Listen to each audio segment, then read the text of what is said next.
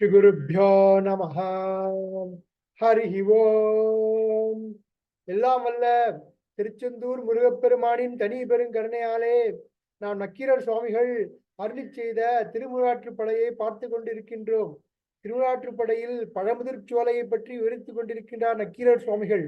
நாம் இதுவரை அங்கே குறிஞ்சி நிலத்தில் அந்த காடுகளில் மலை காடுகளில் வேலன் என்ற அந்த குறவன் வேலநாட்டம் ஆடும் பாங்கை பார்த்தோம்.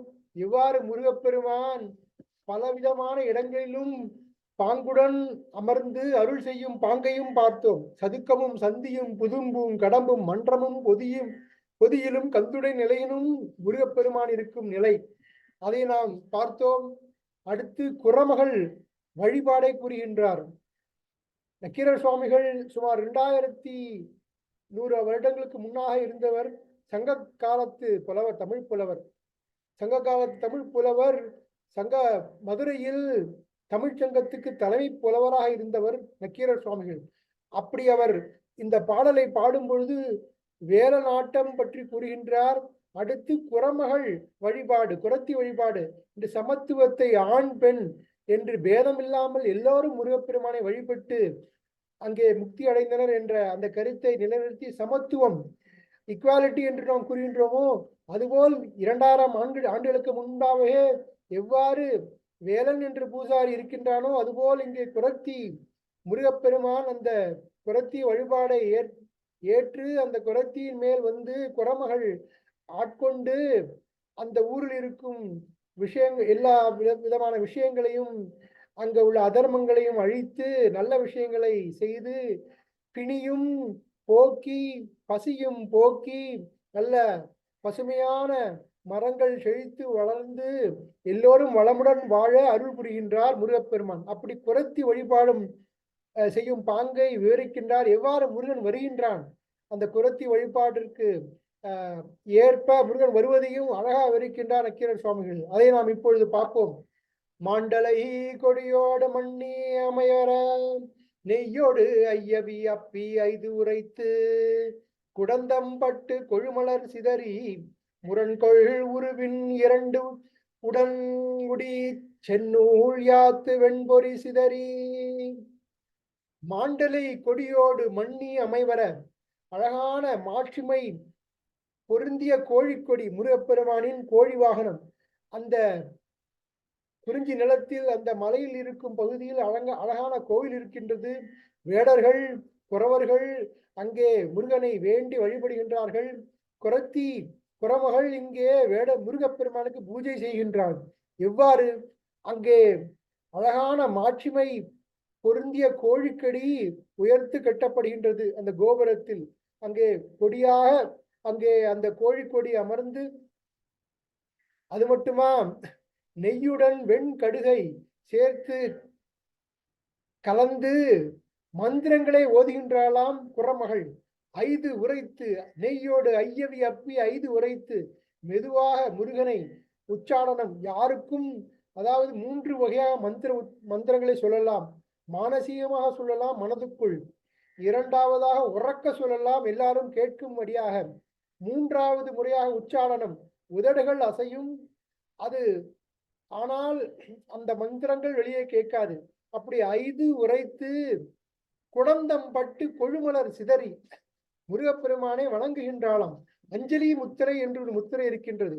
குடந்தத்தை பற்றி பழந்தமிழ் நூல்கள், குடந்தம் படுதல் என்றால் வழிபடுதல் என்று அர்த்தம். அதை பற்றி பழந்தமிழ் நூல்கள் அழகாக விவரிக்கின்றது. அதாவது குடந்தம் படுதல் என்றால் 4 விரல் முடக்கி பெருவிரல் நிறுத்தி நெஞ்சிடை வைப்பது குடந்தமாகும். 4 விரல்களையும் முடக்கி பெருவிரல் நிறுத்தி நெஞ்சிடை வைப்பது, நெஞ்சிலே வைத்து தியானம் செய்வது, அஞ்சலி செய்வது குடந்தம். இதுவே குடந்தம் படுதல் என்ற அந்த பழைய வழிபாட்டு முறை. இந்த வழிபாட்டு முறையே ஸ்ரீவித்யா வழிபாடிலும் இருக்கின்றது. இதற்குள் நாம் புரிந்து கொள்ளலாம். அதாவது நாம் பல விஷயங்கள் இந்த பாரத தேசம் முழுவதும் பரவி இருந்த விஷயங்கள். அதனால் இங்கே வடக்கு தெற்கு என்ற வித்தியாசம் கிடையாது. அப்படி 4 விரல் முடக்கி பெருவிரல் நிறுத்தி நெஞ்சிடை வைப்பது குடந்தமாகும். அப்படி குடந்தம் பட்டு வழிபாடு செய்கின்றாள் குறமகள். அது மட்டுமல்ல, கொழுமலர் சிதறி நல்ல மலர்களை சிதறி அங்கே முருகப்பெருமானுக்கு ஏத்த அரளி மலர்களை சிதறி முரண்கொள் உருவின் உடன் உடி 2 விதமான வெவ்வேறு வண்ணங்களை உடைய ஆடைகளை தன்மேல் அணிந்துள்ளான். குரமகள் பூஜை ஒரு உக்கிரம வடிவிலான பூஜையாகும். அதை பார்ப்பதற்கு மிகவும் பயம் அளிக்கும் வகையில் இருக்கக்கூடிய பூஜை. ஏனென்றால் பயபக்தி என்று கூறுவார்கள்.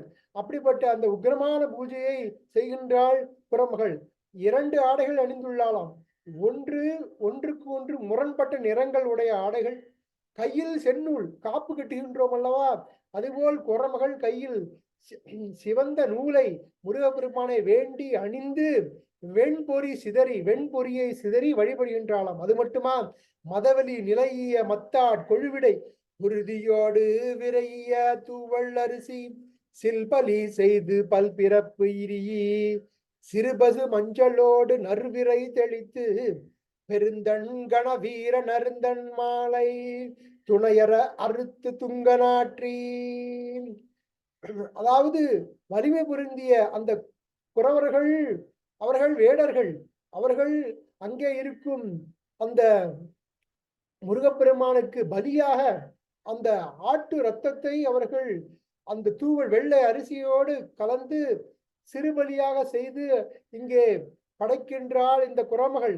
அப்படி படைப்பது மட்டுமல்லாமல் சிறுபசு மஞ்சளோடு, அழகிய தன் மஞ்சளோடு நல்ல தண்ணிய வாசனை திரவியங்களையும் சேர்த்து தெளித்து எல்லாடமும் தெளித்து பெருந்தன் கணவீர நருந்தன் மாலை. கணவீரம் என்றால் செவ்வலரி மாலை. செவ்வலரி பூ முருகப்பெருமானுக்கு உகந்த பூ. அப்படி செவ்வலரி மாலையை அவர்கள் கெட்டி, அதை சேர்க்காமல் கெட்டி அங்கங்கே தொங்க விட்டு வழிபாடு செய்கின்றாளாம் குரமகள். இவ்வாறு குரமகள் வழிபாடு செய்ய மேலும் கூறுகின்றார் நக்கீர சுவாமிகள். நலிமழை சிலம்பின் நன்னக வாழ்த்தி நரும்புகை எடுத்து குறிஞ்சி பாடி இமிழிசை அருவியோடு இன்னியம் கரங்க. இப்பொழுது பூஜை மேலும் வேகம் எடுக்கின்றது. அந்த அந்த குறிஞ்சி பாடல் பாடுகின்றார். பலவித வாத்தியங்கள் முழங்குகின்றன. முருகப்பெருமானுக்கு உகந்த வாத்தியங்கள் உகந்து அங்கு குறிஞ்சி பாடல் பாடுகின்றார். அந்த செறிந்த மலைச்சாரலில் இருக்கும் அந்த நகர்கள் இருக்கும் கோயில்கள் எல்லாம் எதிர்க்கும்படியாக அவர்கள் அந்த குரமகள் வாழ்த்தி பாடுகின்றாள். எப்படி வாழ்த்தி பாடுகின்றாளாம்? இது சிலப்பதிகாரம் கூறுகின்றது. பசியும் பிணியும் பகையும் போவதற்கு வாழ்த்தி பாடுவார்களாம் வேடர்கள். அப்படி அந்த குரமகள் பசியும் பிணியும் பகையும் நீங்கி வசியும் வளரும் சுரக்கு என வாழ்த்தி பாடுகின்றால் எல்லா இடமும் நல்ல சுபிக்ஷமாக இருக்கட்டும், வளம் நிறையட்டும், பசி போகட்டும், நோய் போகட்டும், பகையும் போகட்டும் என்று முருகனை வேண்டி வாழ்த்தி பாடுகின்றான். அப்படியே வாழ்த்தி பண்ணோடு பாடும் பொழுது அந்த மலையில் இருக்கும் அருவிகள் அழகாக விழுகின்றது. அதன் ஓசையானது இமிழிசை அருவி, அந்த ஓசை எழுகின்றது. அதோடு சேர்ந்து இன்னிசை வாத்தியங்கள் அங்கே முழங்குகின்றன. அப்படி முழங்க பாட மேலும் அந்த பூஜையானது வேகம் எடுக்கின்றது. உருவ பல்பூ தூய் வெகு வெறுவர குருதி செந்தினை பரப்பி குரமகள் முருகு இயம் நெருத்து முரணினர் உட்க முருகு ஆற்றும் படுத்த உருகழு வியநகர்.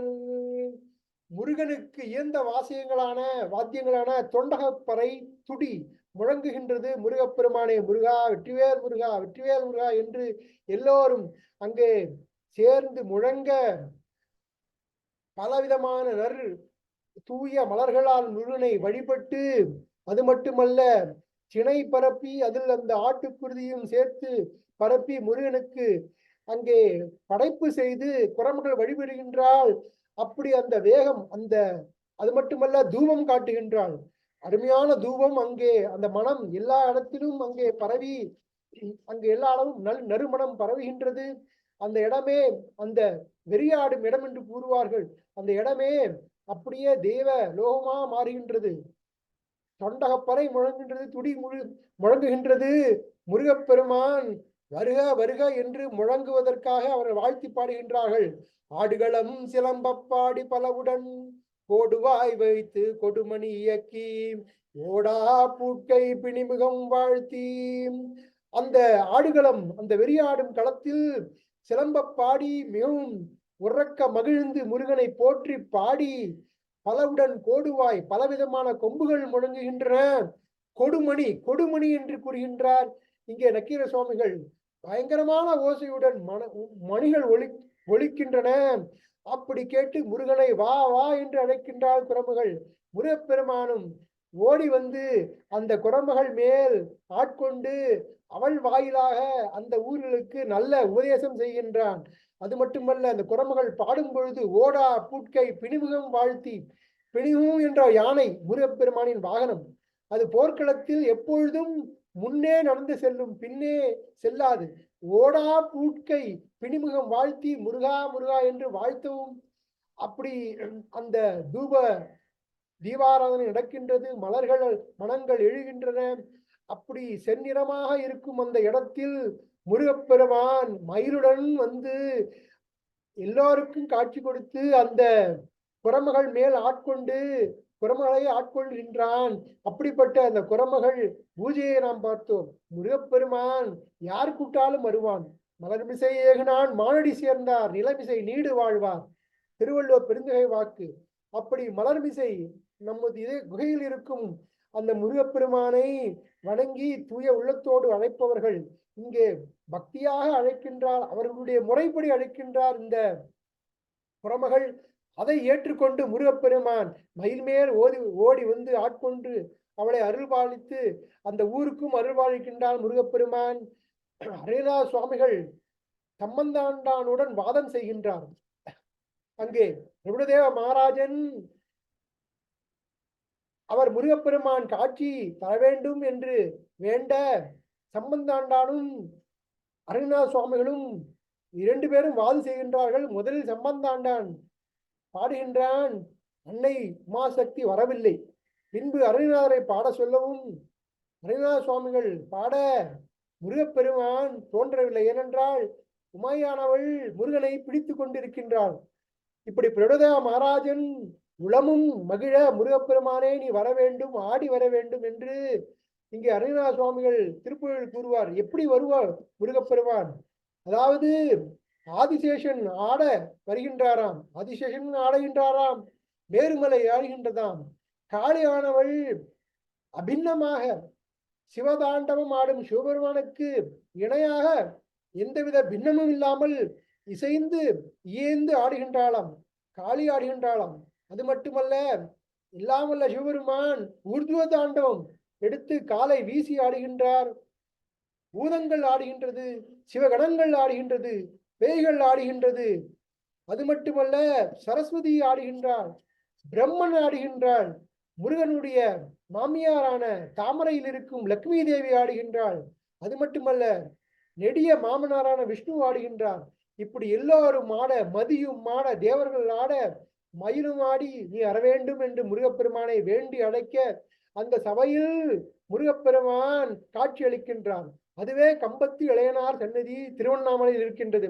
அதல சேட நாராட அகிலமேரு மீதாட வினகாளி தானாட அவளோடு அன்று அதிரி வீசி வாதாடும் விடையில் ஏறுவாராட ரிகுபூத வேதாளம் அவையாட மதுரவாண்டி தானாட மலரில் வேதனாராட மறுவானுள்ளோராட மதியாட வனஜமாமியாராட நெடிய மாமனாராட மயிலுமாடி நீயாடி வரவேணும் கதவிடாத தோல்வி மண் எதிர்கொள்வாளியாள் நீடு கருதலார்கள் மாசேனை கொடியாக கதறி காளி போய் மீள விஜய நேரு தேர் மீது கனகவேத கோடூதி அலைமோதும் உததி மீதிலே சாயும் உலகமூடு சீர்வாத குணமூர்த்தி மாமாயன் மருகோனே உதயதாம மார்பான பிரபுட தேவ மகாராஜன் உளமுமாடவா தேவர் பெருமாளே மயிலுமாடி நீயாடி வரவேணு மயிலுமாடி நீயாடி வரவேணு வரவேணு வரவேணு வரவேணு என்று அருணா சுவாமிகள் பாடி முருகனை அழைக்கவும் முருகப்பெருமான் மயில் மீது அந்த கம்பத்தில் காட்சியளித்து கம்பத்தில் இளையராக காட்சியளித்தார்.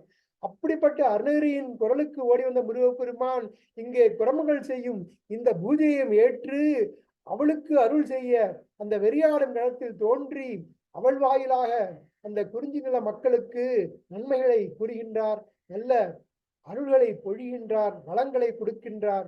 மீண்டும் பழமுதிர் சோலையில் இருக்கும் இந்த பாங்கை நக்கீரர் சுவாமிகள் விவரிக்க நாம் கேட்பதற்கு எல்லாம் வல்ல திருச்செந்தூர் முருகப்பெருமான் அருள் புரியட்டும். ஹரஹர பார்வதி பதையே, ஹரஹர மகாதேவா. தென்னாடுடைய சிவனே போற்றி, தென்னாட்டவர்க்கும் இறைவா போற்றி.